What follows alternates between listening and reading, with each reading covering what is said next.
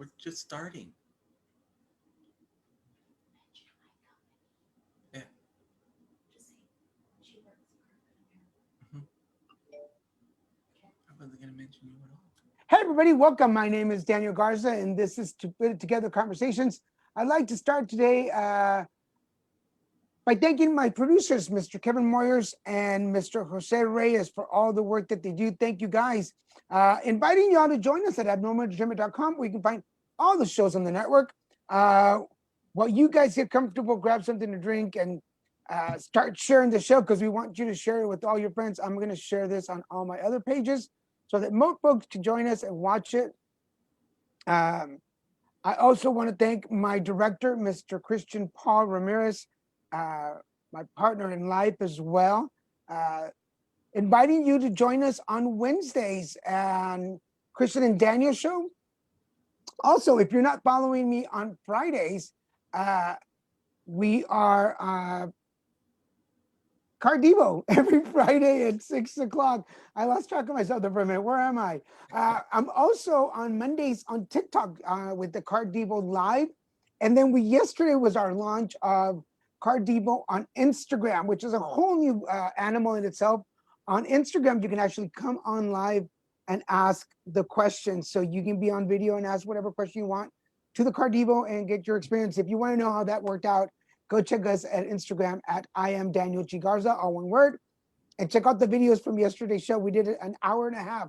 It was really cool. I want to thank my guest today, bring him on the show, Mr. Gabe Ledo. How are you doing, sir?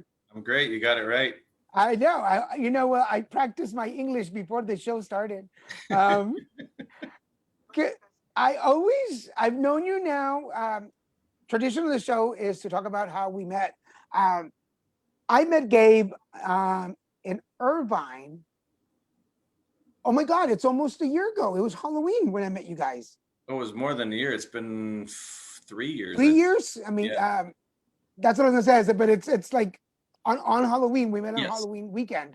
Yes. So it's coming up on the 3 year mark. Wow. 3 or 4, yeah, So something like that. I was working for a company, and Gabe was traveling through a company for this big event, and I was a host for the weekend, and it was a Halloween weekend. I did not have a costume. I pulled out a costume literally out of my suitcase because I didn't have anything to put on. And but you had if I remember correctly, there was blood and gore on your costume, wasn't there? Yeah, it was a silicone face that had been torn off, and then I had a mask on top of that, which was the face, so I could pull it up. We have our director Christian Paul. Christian says I shared it on my page. Do I get a prize? Yes, Christian. You get a prize. You get to stay with me for another year. How's that? Yay! We all And went you on, get to watch me. and you get to watch Gabe. I also want to say that Gabe is. When we met, there was probably about 60 people in this event, but something about Gabe and we just connected. I don't know if it was the good looks, the twistiness of our brains, or the Halloween atmosphere that bonded us. But we remained friends since then, and I thank you for that. You've been watching us on Christian Daniel. You come on the Cardivo show. You Best even shows on the popped. internet. Pardon?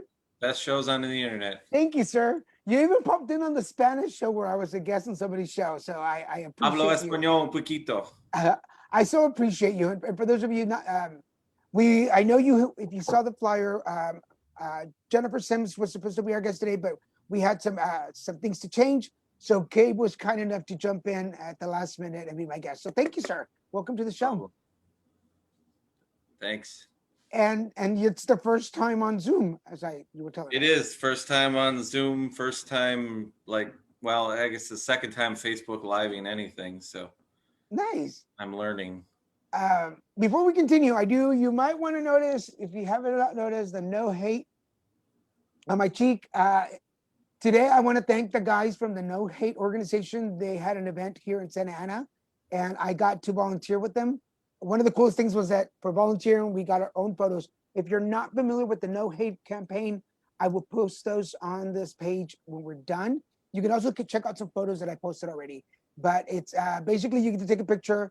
It's a everybody has the same photo. It's a white background, white T-shirt with a no hate and duct tape on your mouth, and it represents stopping hate and voicing against hate. So thank you to the guys of No Hate Organization for, because they only had 3 volunteers and I was chosen as one of them, which is kind of cool. So met some cool people, got my picture taken. I'll share those as soon as we get them. But I wanted to let you guys know that that's why that's there, and I didn't want to take it off. So I figured it added to the ambiance. Well, if it was Spanish, it would say no hocho. No.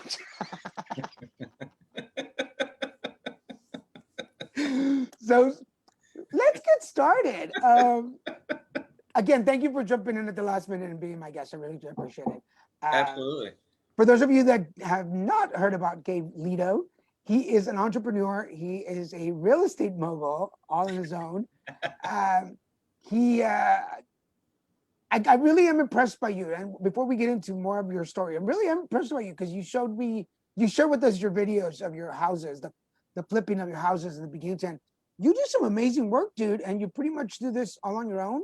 Yeah, I started when I first started. It was about almost 4 years ago now. I did 99% of the work on my own. Now I've grown, and because I'm doing so many, I've done 6 this year, that I actually have a crew that helps me out quite a bit with the demo and the framing and stuff like that, and the roofs, because it's just too much for one guy. And I do all the finish work, so all the cool neat things, and I design, and I have a realtor that helps me with some of my design choices, but for the most part I come up with it on my own. And obviously I've watched HGTV a bunch, so I've seen what's new and what people like, but I also just like to do my own thing and make things my own way. I can walk into a really bad house and see, okay, I'm going to move this wall, I'm going to do this, I'm going to build this over here, and I can just see it as soon as I walk in. That's where I'm at now in my career, and I've only been doing it 4 years, and this is all I do now. I sold my trucking company, and this is all I do. That's pretty amazing, dude. Christian just reminded me that I should say that if you watch the Christian and Daniel shows on Wednesday nights at 7:30 p.m. Pacific Standard Time, we have adopted Gabe as our stage manager. You will notice through the show that Gabe is not shy and he will speak his mind. So he has let us know on several occasions when things don't look quite well in the Christian and Daniel show. So we have adopted him and hired him um, on on commission. And since we're not making any money yet, he's not making any money either. But he is our stage manager on Christian, and we do acknowledge him on every episode. So we want to thank you for being part of the show too. You have a whole story to yourself, so I want the folks to get to know you a little better. So Gabe Ledo, tell us how you put it together. Okay, where to start? I was born in 1900. So, I mean, I have had a pretty interesting adventure in life. I grew up I started in the metropolitan Twin City area, big town, USA. And then, what was it, 5th grade, I moved to rural town, Podunk, Cornhole, USA, and lived on a farm, and didn't really enjoy that much. It was a lot of alone time. So Gabe is very good at being alone and using his imagination, which I think has helped with the things that I do, with the parody stuff that I do. You've seen my movies and stuff that I've done there, and that's all from an overactive ADHD brain who just can't stop and runs at 100 miles an hour. And then I moved to a smaller town, and then another small town. And then finally me and my wife settled in it's still pretty small. I mean, when we moved there, it was 6,000 people or 4,000 people, and now it's up to 8,000. But yeah, so I'm a mix of been in the city and been in the rural. So, I mean, you can relate being from Texas, or, Yeah. I don't know. But I don't know if were you in a rural area or if you were in a city. Well, for the folks that know Texas a little bit, know Houston, I lived in a little town called Porter, Texas, which is actually in Montgomery County, north of Houston. And it's a tiny little town, one way in, one way out kind of place. but I lived there for about 3 years, and I, you're right. You learn to be on your own because to go to the grocery store, it's like you have to go to the grocery store. Like it's not just a 5 minute pop in and out. Uh, there's a lot of gas stations that you just run into. You get to meet the people. But you learn a lot about yourself, right? Yeah, yeah, you definitely. I mean, you're spending so much time with yourself, you kind of know who you are, which is good and bad. I mean, in high school, it wasn't the best to be, especially in a small town, wasn't the best to be your own person.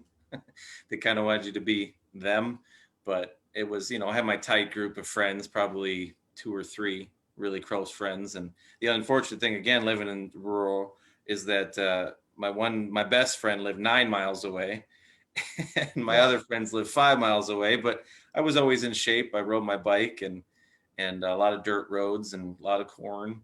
But a lot of, and then as you get older, you get to do a lot of the joyriding and all the fun things you can't do in a big city because you're going to get caught. But yeah, I still I don't miss it at all. Where I'm flipping now in Missouri, it's a bigger area. There's lots to do. There's lots of restaurants. I like that. Where I live, there's plenty to do. We're close enough to the Twin City area that there's stuff to do in restaurants and everything there. So now that you brought up the flipping, what what was it's a big endeavor because I know some of my friends here in California that do flips, and from visiting them and watching them what they do, it's a big endeavor, especially your first one. Uh, what for the people who are watching and you've been thinking, especially right now that we're still in lockdowns and people don't have jobs, and you might be thinking at home, hey, I want to flip a house. What was the idea? How did it pop into your head to think I can do this? Well, I hated driving, and that's what I did. I drove a garbage truck for 11 years. Then I Oh wow. went off on my own. I drove freight truck, and then I bought a dump truck and decided to do that. And I was making good money doing that, but I absolutely hated it. And a lot of people stay at jobs they hate, and I wasn't one of them. I hated being a garbage man. I stayed there for 6 extra years until I could find something that I felt comfortable doing. So I went to freight delivery. That I didn't like the dispatcher I was working for. It wasn't a very good thing. And then I went into the dump truck, and that was a little bit better. The money was definitely better, but it's not. You're driving in a circle for 12 to 14 hours a day, and I have ADHD. That's not what my brain wants to do. There's absolutely no creativity. I didn't feel fulfilled at all. So I saw or heard. I think I heard it on the radio. I saw or heard an advertisement for a seminar for house flipping, and now that I understand a little bit more, I understand what those seminars actually are. But so I went to the seminar. You go to the 1 hour, and they give you a whole spiel. They're just trying to sell you on the weekend. So, the 1 hour is free. They don't really tell you anything. And then the whole time they're just selling you to go to the weekend for the $300. Well, went to that. That was $300 well spent. Okay. And I brought my wife Jody with me, and she took all the notes because, again, ADHD doesn't take notes. And so we went through the whole spiel and learned and invested into it. And they basically tell you, oh, you have this amount of time to return the money for free, but we give you all the information. So basically she's telling me, give us the money, but then just ask for it back within 21 days. So I figured out what the scam on that was. It's not really a scam. It's a genius idea on their part on those seminars. In case anyone wants to know the whole big reason for it, you give them X 25 to $50,000, but you get it back in 21 days. But they get to use it for 21 days, interest free. So you're giving them a loan. So if they get 100 people a weekend to do that throughout the country, they're getting that money to do their own investing. And then within the 21, and with that much money and that many investments, they can pay that money back. You get it back, and they get it rent free. Whereas right now, with the guy that I get my money from, I pay him 12% interest. Gotcha. So so it's genius. But anyway, back to so I went to the seminar, and I was like, well, yeah, I can do this.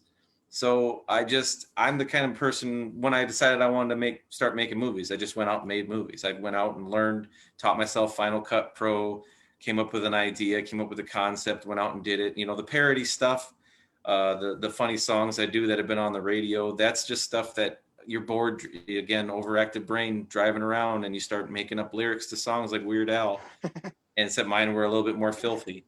I mean, I had one on my most famous one is called "I Just Masturbated." You've seen that one, and Yes. that one's got like 15,000 views on YouTube. So that's my biggest bang. But and that one was played on morning. That one was played on morning No pun radio. intended. Yeah, that one was played on morning radio a bunch of times by the DJs on a local morning radio show. So that was pretty big for me. That was cool to have that kind of response to that, and people knew who you were based on some silly little stupid thing you did. And then eventually I did one that I got on Howard Stern, so 21 million people heard my name said incorrectly. It was Ledo, like much like you do, but or used to do. But I'll still do it just to irritate you. But before we move away from the flipping, because I want to talk about yep. other things that you've brought up. But before we move on, what's one pointer you can give to somebody that is considering going into house flipping? Okay, well, the biggest thing is you have to be ready for a lot of stress. You have to be ready for everything you think is going to cost this amount of money is going to cost way more than that. I've been pretty close on flips, but I've also been way off. And like my very first one, so I bought it sight unseen from an auction for 18,500.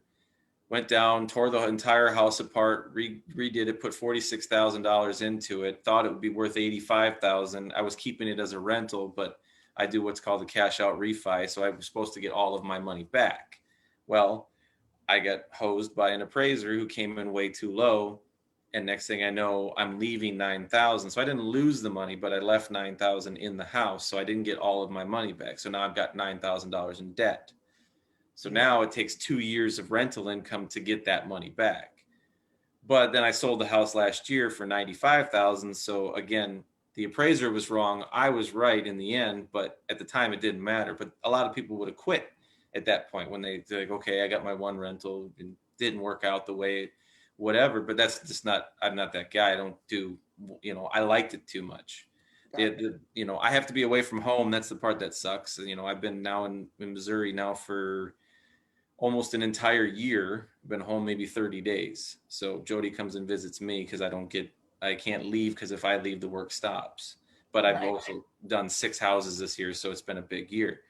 But the biggest thing with when it comes to flipping is you have to be ready for disappointment, because it's there's somebody along the way is gonna disappoint you. Either the appraisal is gonna come in too low, the contractor, if you're using contractors, are gonna come in too high. Material costs are gonna go up with this COVID thing.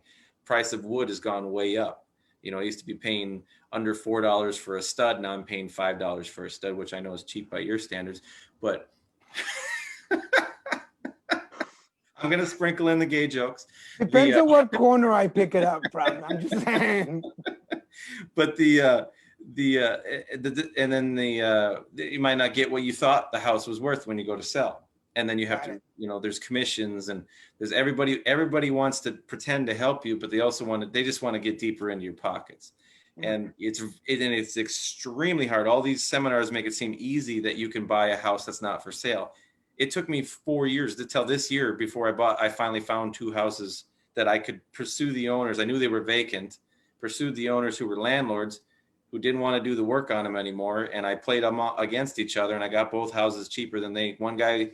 He started at he was at 59 to 60,000, and I was at 50, and I got him by using the other guy who wasn't taking my money. I got him down to 51.5, and then the other guy, I made him an offer at 44.5. He didn't take it. He wanted 50, but I came back to him later on and offered him 47 and got it. So wow, that was a big win for me, because I had never at that point bought a house that wasn't listed on the MLS or at an auction.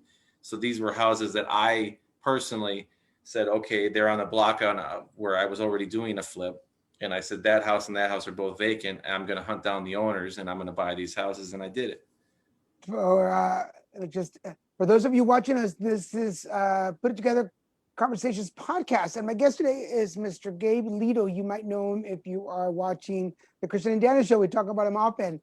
I finally got him on the show. So we're talking about his entrepreneurship, flipping houses.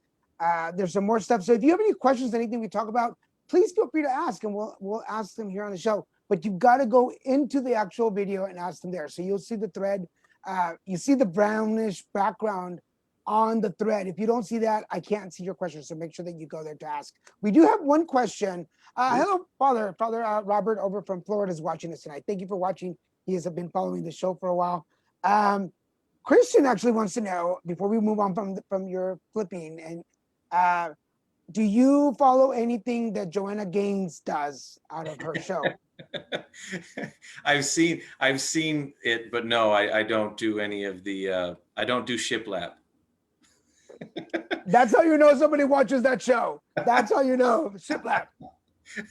I've done burnt wood walls and stuff like that, and I do a lot of. Her and I do a lot of things. I do a lot of, because I buy older houses. They're all World War II, usually 1946 to 50. Oh, wow. So they have hardwood floors, and I like to keep, so I don't like completely refinish the floor. I will scuff it, put on a new layer of poly, and leave all the imperfections in the floor, because it's cool, because you have this ultra modern house with these rustic feels. So I do a little of what she does, but not because she does it, but I did like that show for a while, and she's pretty attractive. Yeah, I like Chip. I'm a fan of Chips. So. Yeah, Chip's funny. Anybody who's that athletic and crazy, we got to be friends. Which is why Gabe is on the show. Yes. Shiplap. Yeah. Anybody, if you don't know Shiplap and you've never watched, shoot, I just lost the name of the show. Yeah, now I can't do it either because you lost it. Yes. So Joanna and Chip Gaines. Anyway, I lost the name. We will come back to that. Yeehaw, house flippers. I want to talk a little bit about, because you talk about ADHD quite a little bit. Mm-hmm. When did you realize that was part of you, and how do you manage it? Well, I actually got tested for it. I believe it was probably sophomore year, somewhere. Maybe it may have been earlier, but it was, because it's hard to tell, because again, I lived in a small town, so the school I was in was 7th through 12th grade all in one building. So I was in that building with the guidance counselor, and that's who helped me out quite a bit. And we went to a thing, and you literally stared at, we were talking 8-bit, Atari graphics, and you stare at a thing, and every time you saw it was a certain square, there was a square that you were supposed to hit a button. And so somehow that, I'm sure I was drifting off and looking at everything else, somebody was jingling their keys or something. And so I guess every time you hit the button, it registers whether you saw, however many times you miss it, they must diagnose you. So they diagnosed me with it. And then they wanted to put me on medication for it, but I'm not even back then, I'm not a big medication person. I thought, well, now I know what it is, so I'll just learn how to deal with it. And that's pretty much what I've done. I've just dealt with it myself. The only thing that every once in a while, it's the temper goes. That's my biggest problem, is the wild emotional swings. And the unfortunate thing for everyone around me is that I can get over it in 5 minutes, but sometimes you piss everybody else off, and they don't get over it obviously as quick as you do. And I read some statistic or heard it that for every 5 minutes you're angry, it actually takes 2.5 hours or something to get rid of it, or it affects your body somehow. But for me, I seem to be able to, I can literally be angry for 5 minutes and then be over, and it's done. It's out of my brain, because my brain there's too much information coming through and too many ideas, which is why I'm terrible with names. I don't know. There's people who I was really good friends with in high school, and you would show them, and I don't know his name. I complete blank, and I'll never get it. One of my best friends, Andy Whitehead, when I first got on Facebook, he was the first person I wanted to find.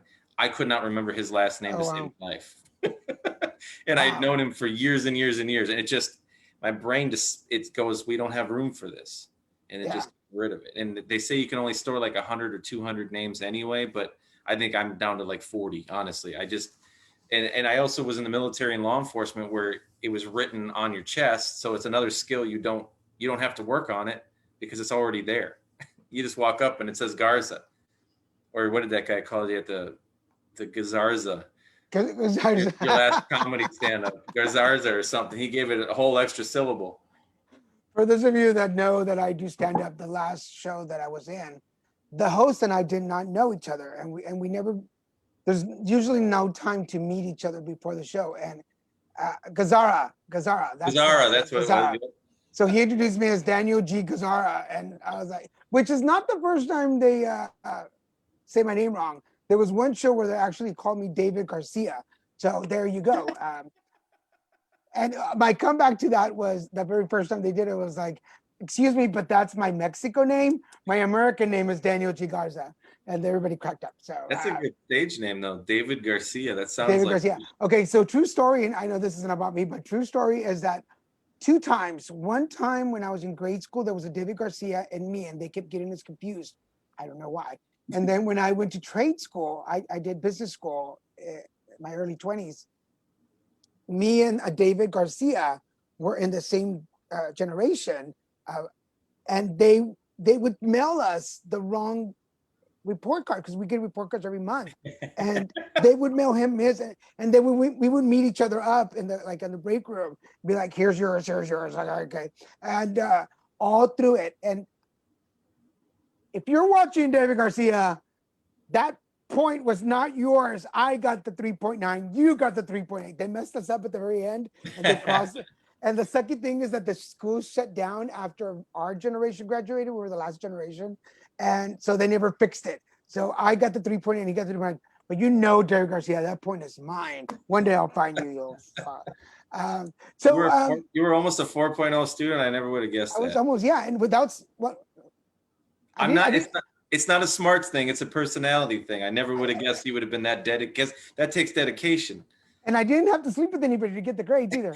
But you did anyway. You chose to. Yeah, no, by choice. They were. Oh, you mean we don't have to do this? Cool. Yes. Extracurricular activity, Bob. But that's really interesting. Before we move on to something else, I just find it interesting because I know several folks who are also diagnosed with attention deficit, and they've gone the medicine route, and I can tell where sometimes, although their moods can be a lot more mellow, their creativity sometimes lacks a little bit, and it's a seesaw kind of thing. Like you get this, but you lose that. So being creative for you, I don't know how to way to ask it, but it comes natural to be creative because there's so much going on in your head. Yeah. I mean, literally, like all my parody songs that I've done, I would just be sitting, driving, doing my trash route, and a song comes on, and my brain just starts putting in making it funny for myself. It's just what I did. It's just how it did. Like the movie ideas. Like I have an entire movie in my head right now that I want to do, but I don't have the budget. It's the one you're going to be in. Leave my clothes on. Yeah. That's all I gotta say. Yeah. Oh yeah. That's a prerequisite. Leave it on at least the first 5 minutes. Let people get a comment. Like let them start by the door. No, but it's going to be a fun role for you because you get to play. I mean, you get to be a very creepy dude, and that's that. I mean, creepy. As creepy as you want to make him. So I mean, maybe actually, right. We'll probably have to tone it down from your normal personality. Only God and my priests know the level of creepiness I am capable of achieving. Just so you know, folks, I mean, I've talked to my audition. I was a crackhead, so just put that out there in perspective. We have a comment from, thank you folks for commenting. We appreciate you joining the conversation. Clifford Locke is saying, if coworkers have name tags, I won't know if they don't have name tags, he won't know their names for 6 months. Yeah, so I just ignore people. I just don't like people. So that's my problem. Yeah, Cliff is actually he's a friend of mine from high school, from way back. Yep. Well, welcome to the show, Cliff. Thank you for joining us. It's really interesting, and I applaud you for being able to take control of your diagnosis and managing the best way you're possible. And I'm going to confess, there are times when because I follow Gabe quite a bit, and sometimes he does irritate the hell out of me because he'll post something, and I'm like, he must be mad right now. Like he must be really like something's crawled up his ass, and like and now I'm like, I'll grab the phone. I'm like, no, let it go. But I'm gonna say that you talking about this now And me working as an advocate and working with other people in the health environment, it makes sense now. Like I get it. Like, oh, okay, I get where you come from sometimes. Um, that your brain is just working at that speed, and knowing other people, like I can go, oh, okay, that makes sense. Like, not that it makes me like you anymore, but it just makes sense to me now. So Well, just and one of the other problems with it is that I will stutter or get stuck because my brain is actually 3 or 4 sentences ahead of my mouth. I mean, literally, I'll be, one time I went to, it was one of my funniest moments, and I was trying to say haka loogie. I don't know if you know that term, but I said spit a honky. That's what came out. And I'm like, I'm always going to say spit a honky from now on. That's hilarious. It's which just, oddly enough, I've done both. So just I'm just gonna put that out there. I figured swallow a honky would be more accurate, but spit, yeah, I guess. What did I say? That's extra. And not on your first visit. We have to get to know each other. But one of my favorite things about you, and I'm going to ask this question too. Do you believe that your sense of humor, like, covers up sometimes the attention deficit, like anxiety that comes with that?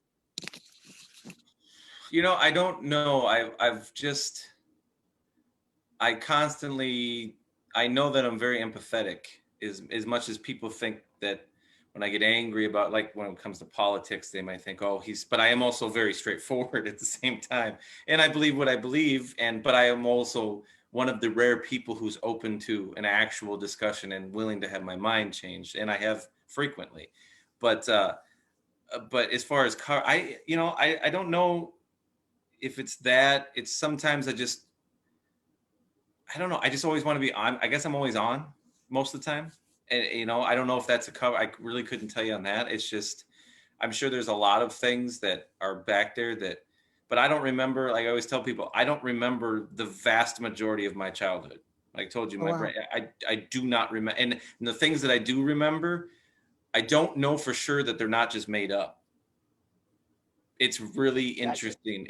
I don't know. There's certain stories I have or certain things that I think that may have never, and people have no, that never. I'm like, oh, I would have told you with, and I know that everyone has that, but that's my brain all the time. I don't remember kindergarten, third grade, fifth grade. I don't remember any of that.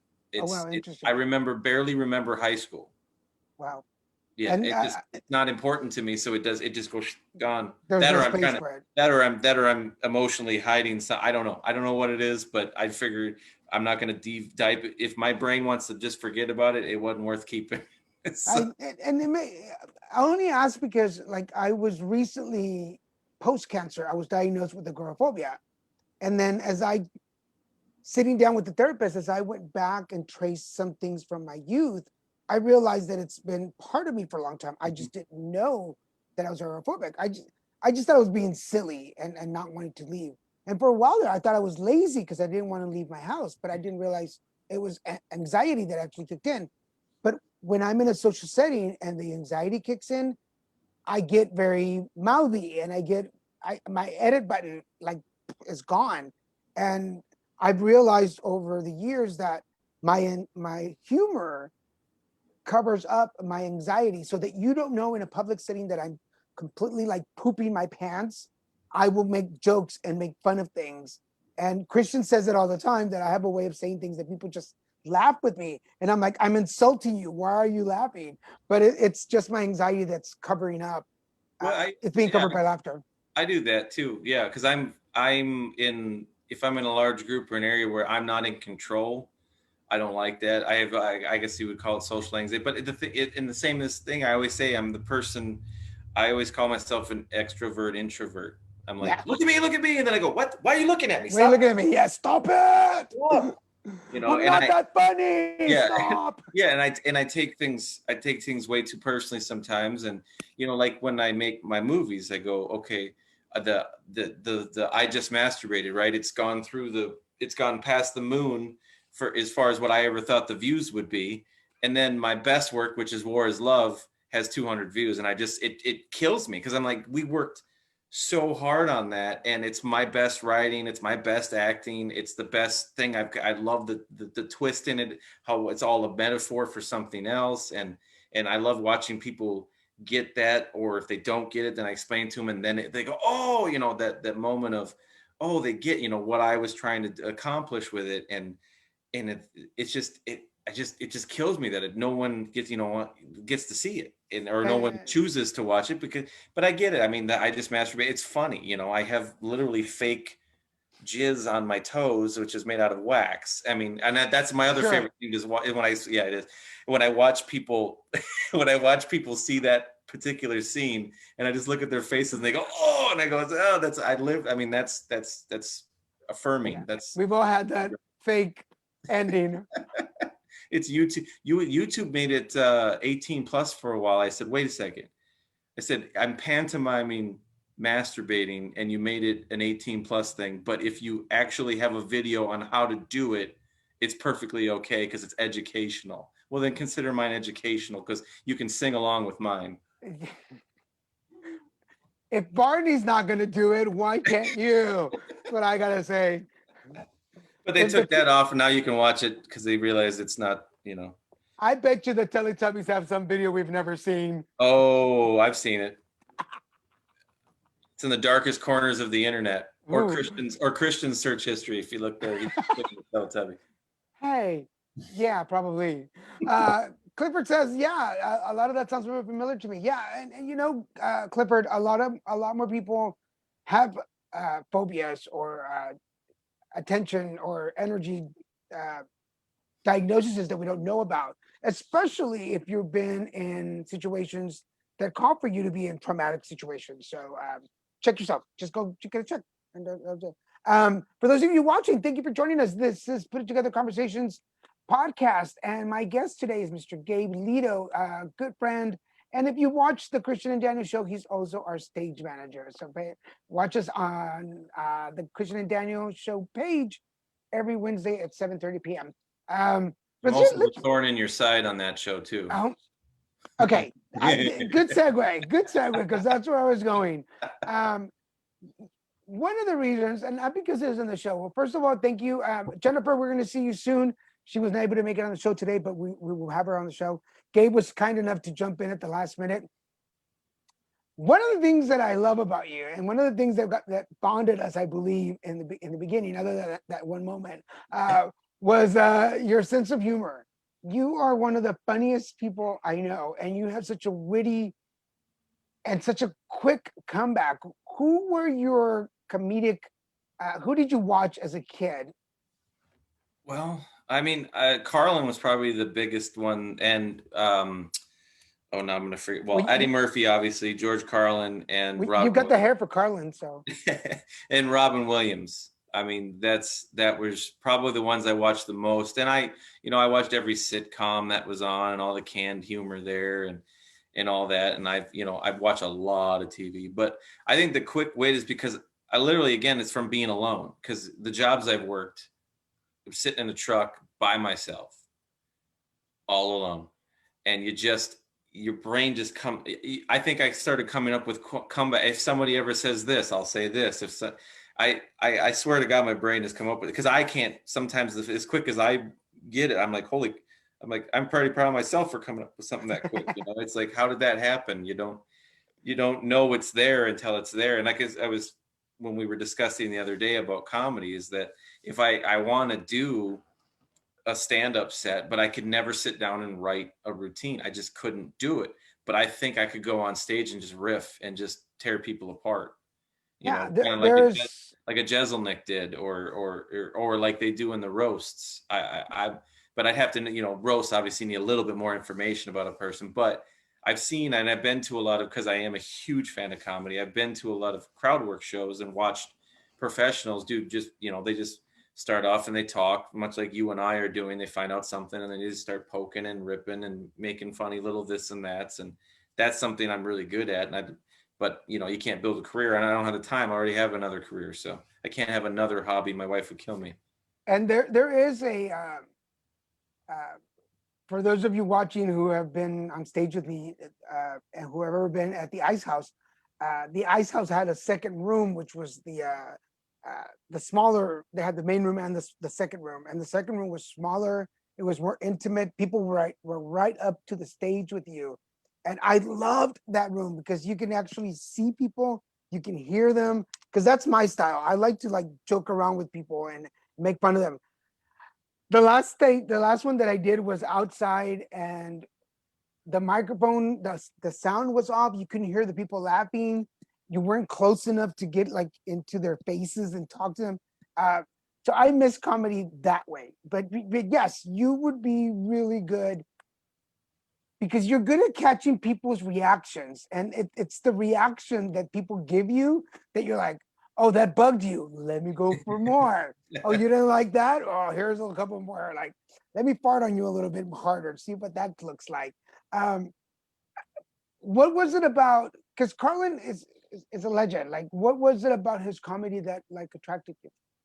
Well, I think for me, I really like that he came in, was funny, but he was also making valid points, and he didn't stick to what I really hate, because I'm down the middle, is the one side versus the other side. It's always the R's, or it's always the D's fault. And I love that he just went after the government as a whole, and just, and brought it to people's attention. And people still don't really grasp what he was saying. They still think, oh, it's amazing. You can tell somebody a joke that is literally about all politicians, and someone will automatically go, yeah, that's what the Democrats are, or yeah, that's what the Republican. It's like, you're so ingrained in this, and that's why this two-party system is so ingrained. And because we're not a two-party system, but yet we pretend that we are. Yeah. And that's what I liked about his comedy, is that he did that. And then obviously with like Robin Williams, it was just the over the top, just in your face, silly, just like holy shit. And the voices and and then with Eddie Murphy, it's just Eddie Murphy. I mean, he's just a genius, minus the obviously the cultural time. You can't say some of the things he said about certain people, but he was coming at it. And that's the other thing about comedies, is when people are coming at it as a joke, yes, you're allowed to get offended, but also don't be offended. Just laugh at yourself. I mean, if someone comes at you for whatever, whether it's your sexual orientation or your religion or whatever it is, it's so easy to get offended by something. Now, I understand that certain words obviously offend more than others, but just the joke itself, if it's meant, it's a joke. It's meant to be funny. That doesn't mean there aren't racist jokes or there aren't homophobic jokes, but if they're not told in the manner of, and if you understand in the context that it's not meant to offend, it's meant to laugh, and it might be slightly offensive just to get the laugh, but in the end, grow up, be an adult, get over it. You don't have the right to be offended. You can get Yeah. offended and move on. You don't have to watch. Yeah, because You don't need to cancel people either. one of my favorite all-time comics, and a lot of people get shocked when I mention his name, especially being a gay man. I love Andrew Dice Clay. Oh, I was such a when I the first time I ever heard him, like you say, I was like, oh, oh, like I get you. Like they're like, oh, you're cochino, you're dirty boy.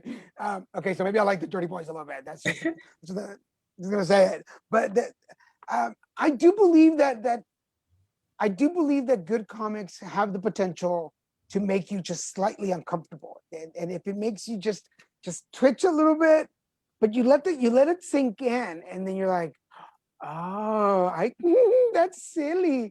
But I don't do a lot of offensive stuff, but I do like a good gay joke. I've been out of the closet way more than I was in there. I don't even know what it looks like, but it's probably it's the color coordinated. yeah. No, I haven't been in my closet long enough that it's just trash in there. It's just all dirty and dead bodies. Uh, but if somebody, because I've the one of the times, and I'll make this quick. One of the times that I was on there was this gentleman, and I don't remember the name of the comic's name. I really don't. But he made some gay jokes. He was losing the audience, and he was trying to be a little like in your face kind of thing. Yeah, So G. so he made this gay joke about gays and getting married and like who's the man and who's the woman or something. And anyway, he was trying to, and it just was not hitting. He lost the audience like halfway through his set, and so I'm next after him. So I jump up the stage and I go, "Hi, I'm Daniel Garza, and I'm gay," and everybody just roared laughing because he just came off, and I'm like, and I, and I said I followed it up with something stupid like I don't want to get married because I don't. Something stupid. I don't know what I said because a lot of mine is not scripted. I just go off the audience, and people thought that was hilarious, and I went after him. Anyway, the guy never shook my hand. At the end of the show, we were all shaking hands. He just blew me off completely. I was like, blow this. But I liked. I mean, I didn't do it.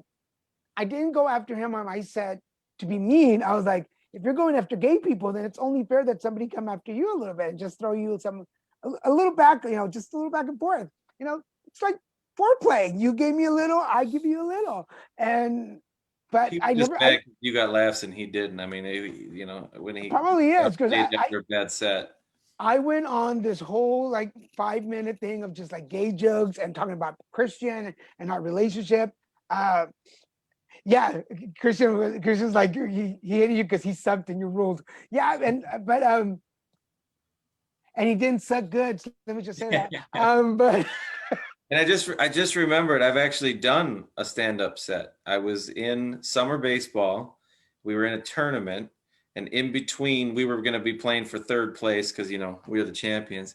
And we actually won third place. But we were waiting for the third place game, and so we were waiting for another game to go, and there was two teams, the first and second place are the teams that were going to play for the championship. I actually sat and did a routine for like half an hour. I have no idea what I said, but I just sat there. They just all were sitting there, and I just decided I needed to be the clown for the class. So I just got up and started riffing, and I just went for like a half an hour. So I've done at least one set in my life. But back to the offensive stuff, I actually, Jody and I were at Jim Jeffries' show. I don't know if you know him. He's an Australian yeah, comedian, but he's very anti-gun, whereas I'm very pro-gun. And he had a whole routine going after gun control or talking about gun control. And it was to the point where we were both almost upset enough to leave. And I'm like, no, because I've never walked out of a comedy show and I'm not going to do it.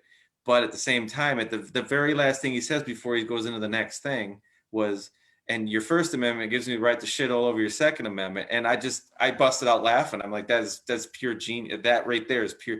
He can go on this tirade and I can get all butt hurt and offensed by it. But at the same time, he just goes and goes, but I can say this because the same rules that apply to you being able to have the Second Amendment is the First Amendment. And so that was a genius way to do something where you're offending people, quote unquote. And it wasn't really it was more of an uncomfortable, if this is what he's going to do, I don't really need to sit and, because to us, it wasn't that funny. It wasn't really going anywhere. So, yeah. but then that joke just hit home. And then from then on, he started talking about his family, and it was a great show, but it was just one of those things where that's what he started with. And that's why he got canceled off the TV, was because he was so anti-gun that it didn't sit well with the people who were. So they just were complaining. And again, I don't think anybody should be canceled, pure and simple. Yeah, I've sat through. I remember being in Dallas. No, I'm sorry, in Houston, and sitting through this immigration. This one guy going off on immigration, and I was like on the second table where he could like see me, and people kept just looking at me, and I'm like, and finally at the end, he looked at me and just pointed at me. He goes, are you okay with this? I go, well. I will after I have to swim back home, and everybody just busted out laughing, and he was like, good one. And that's when I was drinking. He bought me a drink, and after the show, when I always go shake the comic stand. He shook me. He goes, "Are you okay, man?" I'm like, "Yeah." He goes, "Get him another shot." That's what I was drinking. I'm like, "Okay, go, get me drunk."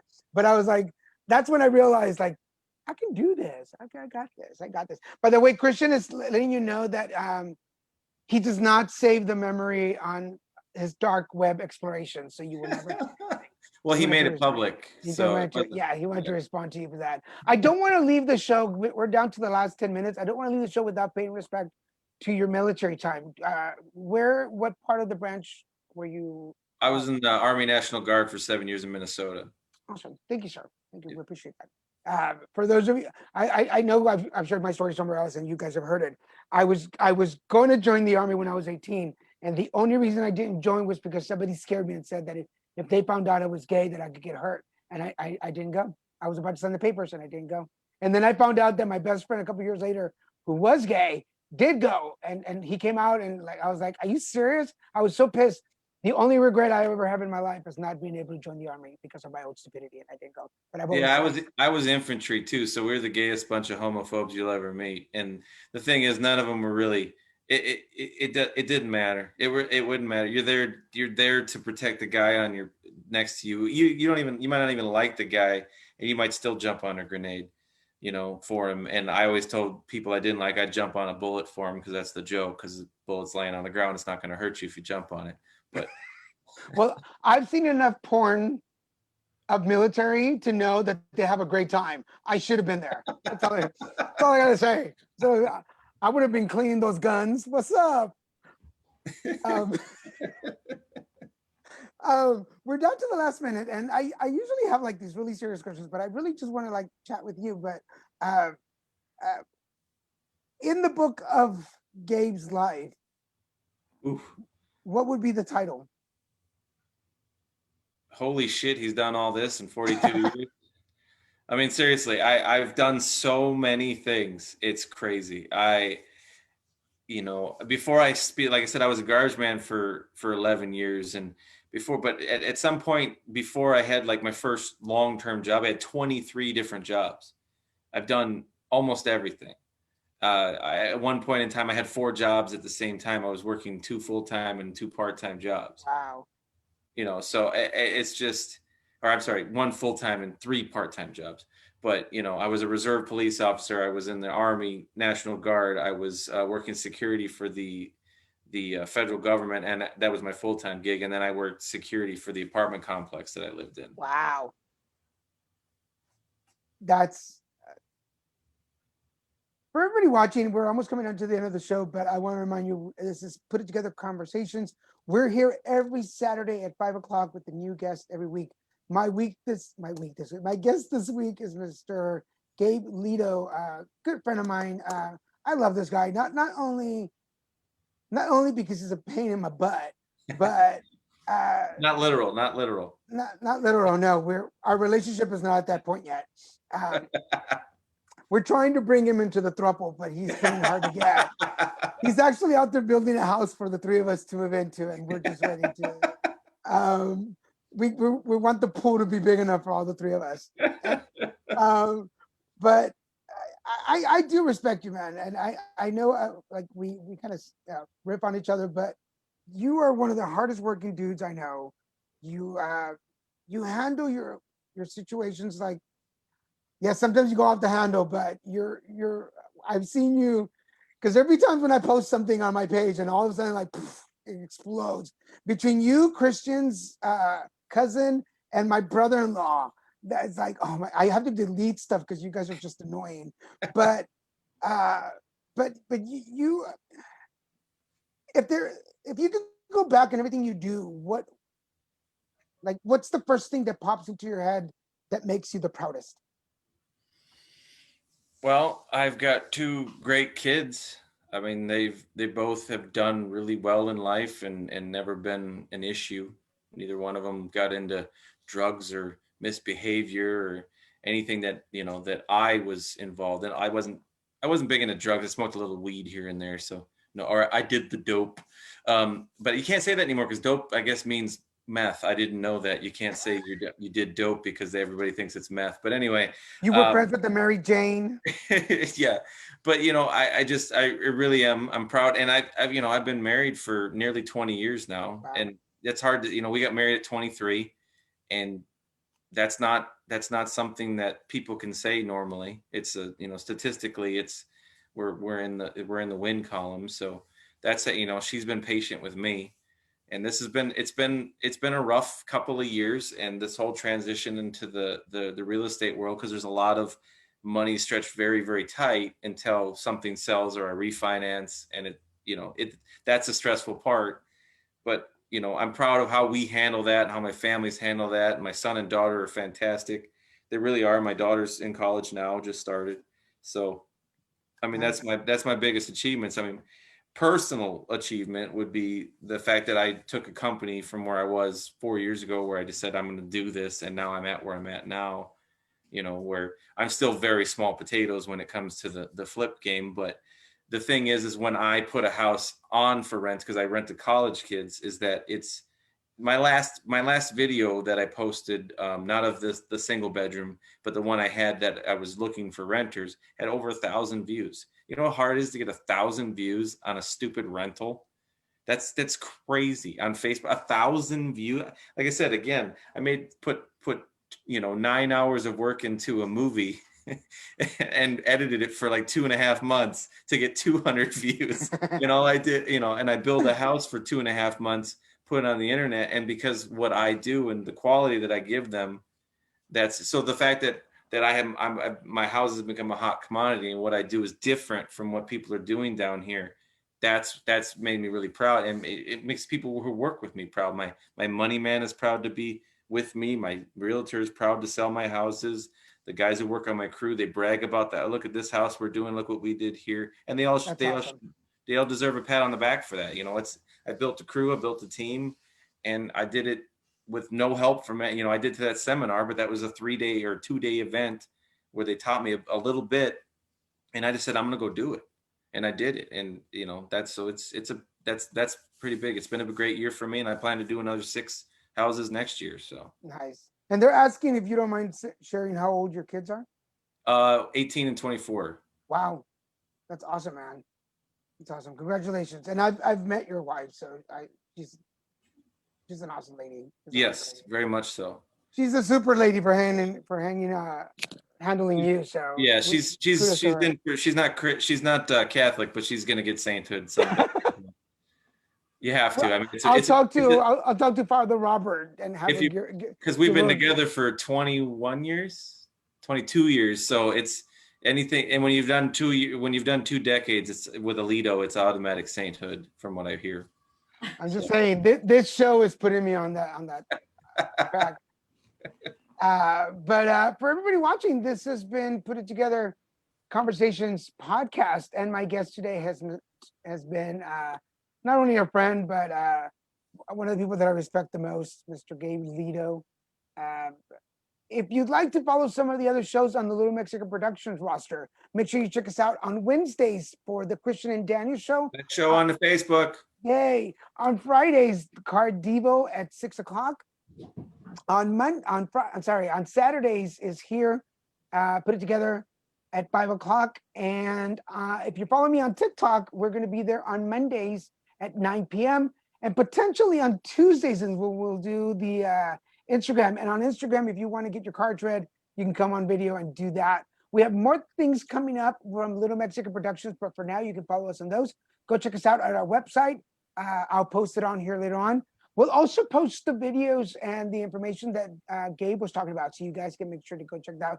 Give him some views. Go follow him on go watch YouTube. More Is Love on YouTube. Yeah, go follow him, man, because I really don't want to hear the story again. Like, who, Gabe? And plus, I need him to write that movie so I can come up and record that. I'm so anxious. We were so 95% of it's up here. I'm sorry. God, I don't want to go up there. Not again. Don't. It's a dark place. Not again. He hits me with the wet hose. Before we go, I almost forgot. Any words of wisdom for my listeners, for my watchers, Gabe? Yeah, actually, don't take everything so personally. Get over it and move on with your lives. It's not that big of a deal just to let people be who they are. Just stop letting people control what you feel, how you feel, and how long you feel it for. Just do your own thing. That's what freedom is in a free country. Let the idiots be idiots and hang out with the people you like. Awesome. And if you can hang out with them, bring them on your Zoom show. And, yeah, exactly. I'm just saying. Again, thank you all for joining us this week.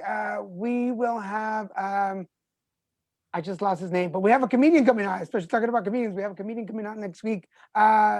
Jay Singh is coming on the show next week. So make sure you check him out. I'll put some information up on him. You'll check the flyers. You'll find the flyers coming out there about Wednesday to remind you about the show. I want to thank my producer, Mr. Kevin Morris, for all his help and support. Our agent, Mr. Jose Reyes, for bringing in the talent, our talent agent. Gabe Ledo, thank you so much for coming on. Ledo, I said it before the show. I tried so hard. It's a long E. Remember, it's a long E. I got your long E right here, buddy. I was so vigilant the whole show to not say it. Again, I want to remind y'all, the No Hate campaign, make sure you go check it out. It's also going to be on there. As soon as I get my photos from the shoot, I will post them so you guys can see them. But you can find the ones that I took on my own already up there, so go check them out. For now, I want to thank Gabe. I want to thank my director, Mr. Christian Paul Ramirez. Yay, Christian. Thanking y'all for joining us. This is Daniel G. Garza for Little Mexican Productions saying, hey, put it together. We'll see you next time.